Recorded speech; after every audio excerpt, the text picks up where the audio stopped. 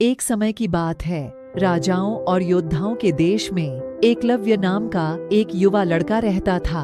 वह निषाद राजा हिरण्यधनुष का पुत्र था। एकलव्य का सपना एक महान धनुर्धार बनने और उसके राज्य की रक्षा करने का था, जिसके लिए उसे एक गुरु की आवश्यकता थी, जिसके लिए वह श्रेष्ठ गुरु द्रोणाचार्य की मार्गदर्शन पाने के लिए निकल पड़ा।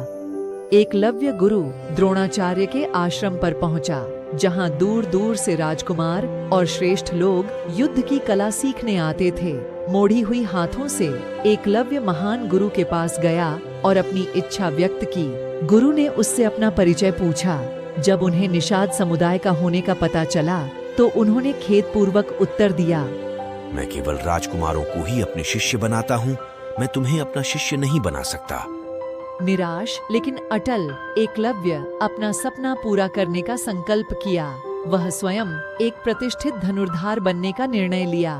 उसने गुरु द्रोणाचार्य की एक मिट्टी की मूर्ति बनाई और उसके सामने धनुर्विद्या का अभ्यास शुरू किया। दिन गुजरते गए और धीरे धीरे वह एक निपुण धनुर्धारी बन गया। एक दिन गुरु द्रोण अपने शिष्य के साथ जंगल से जा रहे थे। उनके साथ एक कुत्ता भी था। कुत्ता घूमते घूमते एकलव्य के आश्रम में आ गया और उसके सामने भौंकने लगा, जो उसका शांति को बिगाड़ रहा था। उसने उसे शांत करने की बहुत कोशिश की, पर वह चुप नहीं हुआ। फिर उसने कुत्ते के मुंह में कई बाण चलाए और उसका मुंह भर दिया। पर आश्चर्य की बात यह है कि इससे उस कुत्ते का कुछ हानि नहीं हुआ। कुत्ता इस हाल में गुरु द्रोण के पास चला गया।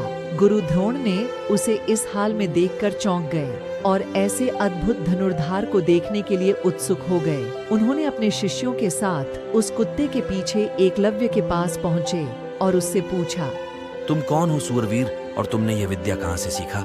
एकलव्य ने हाथ जोड़कर नमन किया और बोला, मैं आप ही का शिष्य हूँ और मैंने आपसे ही सीखा। गुरु ने कहा, मैंने तो कभी तुम्हें शिक्षा नहीं दी। फिर एकलव्य उनको लेकर उस मूर्ति के पास गए और सब कुछ बताया। सब कुछ देखकर गुरु द्रोण चिंता में पड़ गए, क्योंकि उन्होंने अर्जुन को दुनिया का सबसे बड़ा धनुर्धार बनाने का वादा किया था, पर ये तो अर्जुन से भी बड़ा धनुर्धार बन जाएगा। अंत में अपने वचन से विवश होकर उन्होंने एकलव्य से कहा, अगर तुमने मुझे अपना गुरु माना तो तुम्हें गुरु दक्षिणा में अपना दाएं हाथ का अंगूठा देना पड़ेगा। एकलव्य ने मुस्कुराते हुए बोला, मैं धन्य हो गया गुरुदेव कि आपने मुझे अपना शिष्य माना, और ये मेरे लिए गर्व की बात होगी कि मैं आपको गुरु दक्षिणा दूंगा। ये कहते हुए उसने कमर से छुरा निकाला और अपना अंगूठा काटकर गुरु के चरणों में दे दिया।